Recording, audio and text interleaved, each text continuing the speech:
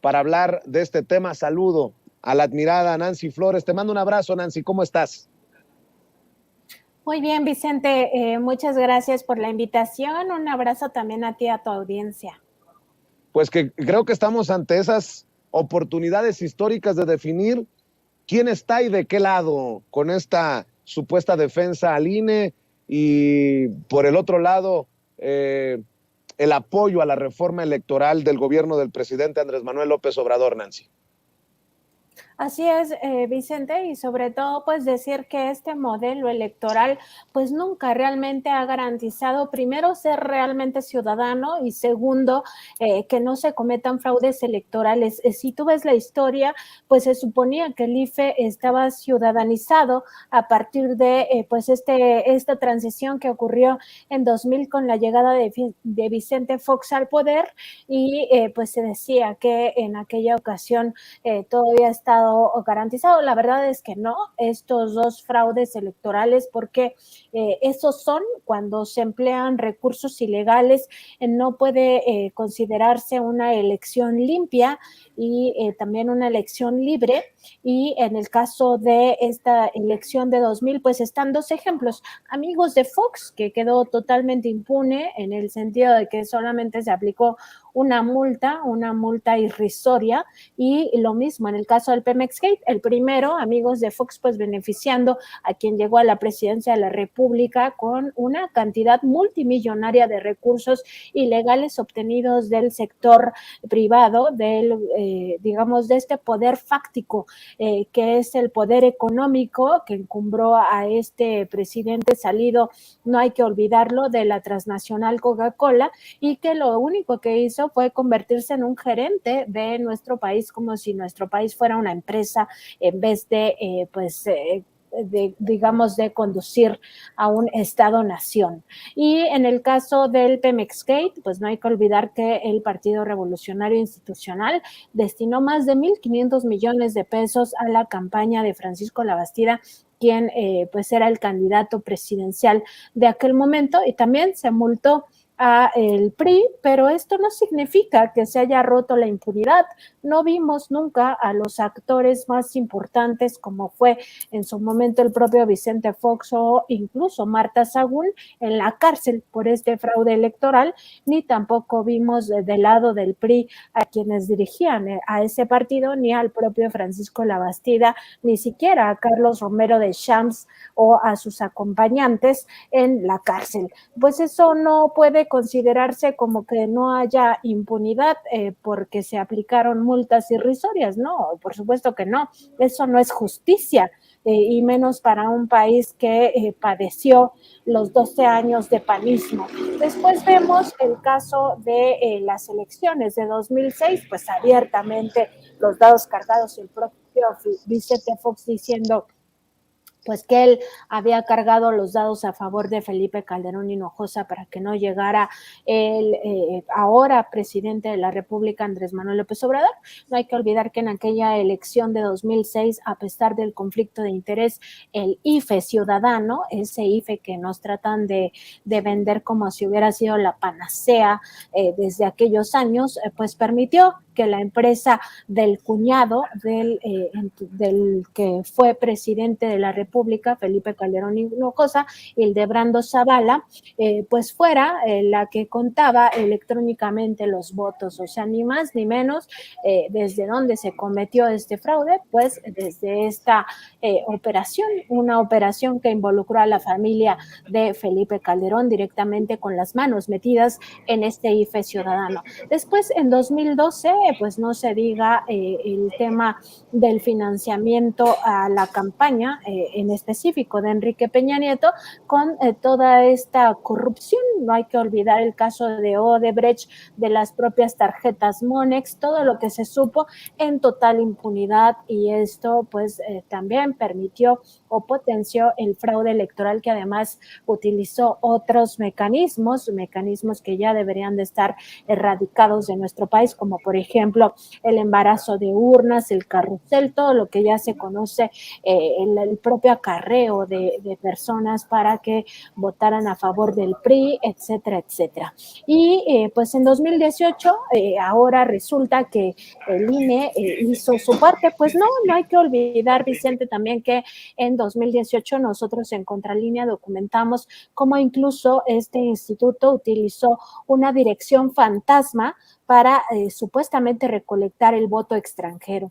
El voto extranjero se destinaba a una dirección que no existía. De ese tamaño estaban las irregularidades en el Instituto Nacional Electoral en la elección de 2018. Digamos, ¿qué fue lo distinto o por qué ya no pudieron imponernos a un candidato que pudiera haber sido Ricardo Anaya o que pudiera haber sido el priista José Antonio Meade? Pues digamos que lo que ocurrió es que el presidente, entonces presidente Peña Nieto, ya se había convertido, como él mismo se lo confesó al primer mandatario mexicano, en el payaso de las cachetadas de este sector económico. Así lo trataron y así se sentía él mismo, y entonces ya no pactó con los empresarios el fraude electoral y ya no les alcanzó porque la gente estaba harta de lo que veníamos viviendo en aquellos con un país totalmente lacerado por la violencia que generó el gobierno de Felipe Calderón Hinojosa con su supuesta guerra contra el narcotráfico, y veníamos muy lacerados también por la corrupción de los gobiernos, todos los gobiernos que habían antecedido al actual gobierno del presidente López Obrador. Entonces la gente harta salió masivamente a las urnas y ya no había manera, o sea, realmente incluso los propios cálculos de estos empresarios era que ya no había manera de engañar nuevamente a la población o de robarnos en la cara otra elección de esta naturaleza. Digamos que el análisis que existía en ese momento es que estallarían ya algunas revueltas sociales en ciertos sectores de la sociedad. Ya había un descontento a tal grado de pues incluso pensar en que la única vía para un cambio en este país eran las armas. Entonces ya no hubo manera de que aplicaran un nuevo fraude electoral. Entonces, ¿de qué INE o de qué IFE nos hablan cuando dicen que defienden la democracia? No, en realidad ellos defienden un sistema que les permitió durante muchos años imponernos a presidentes de la República, a gobernadores con ciertas características que beneficiaran a esa élite económica sobre todo. ¿Y eso qué significó para nuestro país? Significó un baño de sangre permanente, significó gobiernos autoritarios, porque no hay que olvidar la guerra sucia del Partido Revolucionario Institucional en el poder, y tampoco hay que olvidar todos los muertos, todos los desaparecidos, todas las víctimas generadas por el calderonato y por supuesto continuadas en el sexenio de Enrique Peña Nieto. También significó al mismo tiempo una estela de corrupción impresionante, la entrega de áreas estratégicas a la iniciativa privada vía las privatizaciones masivas de los bienes públicos, significó un saqueo brutal de todos los recursos de este país, y al mismo tiempo que quienes se beneficiaban pues era esta cúpula enquistada en el poder económico y en el poder político. No hay que olvidar que los poderes fácticos tienen pues esta característica de imponer sus intereses por encima de los intereses de las mayorías, y esto al mismo tiempo significó ir agrandando la brecha de la pobreza en nuestro país entre ricos y pobres. Pues esta brecha se hizo muy grande. Se habla de 70 millones de personas que cayeron en una situación de pobreza, que ahí pues hay los pobres extremos que no tienen ni siquiera para comer al día, y de ahí todos los niveles de pobreza que te llevan a no tener garantizados los demás derechos humanos. O sea, puedes tener, por ejemplo, garantizado el alimento, pero ya no tener garantizado la educación, el vestido, la vivienda, la salud, en fin, todos los demás derechos humanos, pues ya no los tienes garantizados. Eso es lo que defienden quienes van a marchar el domingo, y pues no hay que olvidar que lo que nos hicieron en el pasado como sociedad, cómo nos impusieron a estos gobernantes a través del fraude electoral, de la corrupción electoral, y al mismo tiempo defienden el dispendio en el Instituto Nacional Electoral, donde hasta, pues como lo recordaba hace unos días, se le pagó en el pasado, se les pagaba a los funcionarios de este Instituto Federal Electoral, hoy INE, hasta la dote matrimonial, se les daba recursos porque se casaran. Eso se convirtió en un gran negocio en el cual pues incluso se casaban entre compañeros para obtener este recurso, inmediatamente después se divorciaban. Un gran negocio es lo que han hecho con este instituto a lo largo de estos 22 años. No ha sido jamás un instituto democrático, ni mucho menos un instituto que haya garantizado elecciones limpias, libres y, por supuesto, sin fraudes electorales, Vicente. Pues mientras anuncian que habrá marchas en 50 de las ciudades más importantes de México, quiero leer un tuit que subiste y que creo que es brutal. La sociedad civil que defiende el racismo, clasismo, corrupción electoral, lujos con cargo al erario, bajo el eufemismo de defender al INE, decidió marchar al Monumento a la Revolución. Con ello acepta, 1, que no llenará el Zócalo, y 2, que le molestan los principios juaristas. Concuerdo contigo, suscribo, mi querida Nancy Flores. ¿Con qué reflexión cerramos? Obviamente, el lunes podremos ya tener una claridad de qué significa en cuestión de números esta oposición y este grupo que pues no comparte la visión del presidente Andrés Manuel López Obrador.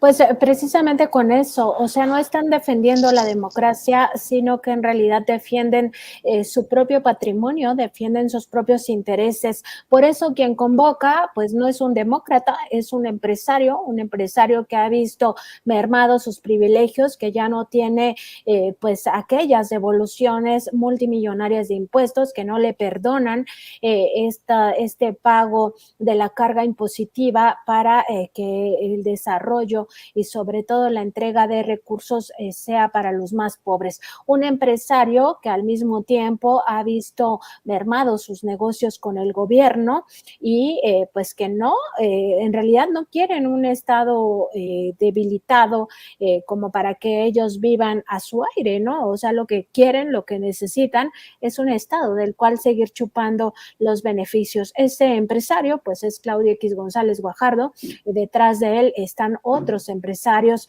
que están muy bien identificados, que impulsan el llamado golpe de Estado blando y que eso absolutamente no es democrático, y defienden un modelo que les ha servido para el fraude electoral histórica y sistemáticamente, y defienden al mismo tiempo pues este saqueo a las arcas. No hay que olvidar que cada consejero del Instituto Nacional Electoral, encabezados por supuesto por Lorenzo Córdoba Vianello, cuesta a los mexicanos alrededor de 4,5 millones al año.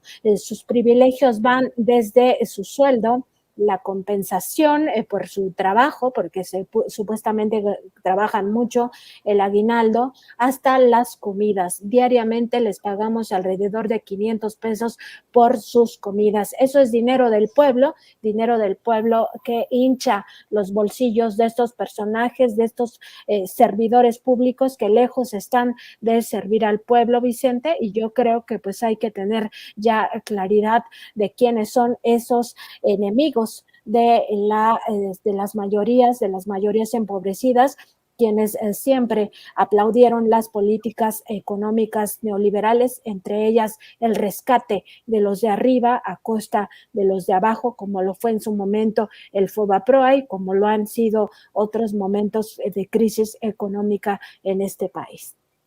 Pues mi querida Nancy, estaremos al pendiente para hacer el análisis de lo que ocurra. Por lo pronto, ¿por qué no cerramos invitando para que la audiencia de Sin Censura lea lo que ustedes están publicando en la revista Contralínea, periodismo de investigación tan necesario en nuestro país y obviamente en tus trincheras independientes en tus redes? Así es, Vicente, pues estamos en www.contralinea.com.mx y también en nuestro canal de YouTube y en Facebook Live como Contralínea de lunes a viernes a partir de las 10 de la mañana, nuestro programa en vivo, y a Contralínea la encuentran en Twitter como @Contralínea y a mí como @Nancy_contra. Vicente, pues siempre es un gusto platicar contigo, con tu audiencia acerca de estos temas que nos atañen a todos y que pues no hay que echar en saco roto estas reflexiones y revisar pues la historia. Siempre un científico social se va al pasado para entender el presente, pero eso es algo que debemos de hacer todos los ciudadanos y ciudadanas de este país para que nunca más se repitan pues estas tragedias que hemos vivido en el pasado, tanto en el aspecto de la violencia como también en el aspecto del saqueo y la corrupción. Te mando un abrazo, Nancy. Salúdame, por favor, a todos en redacción y sobre todo un abrazo siempre para el maestro Miguel Vadillo, director de la revista Contralínea. Cuídate, Nancy. Nos encontramos pronto. Un abrazo, Vicente. Un abrazo también a tu producción, especialmente a Ceci. Muchas gracias. Gracias. Es Nancy Flores, corresponsal de la revista Contralínea, hablando con nosotros sin censura.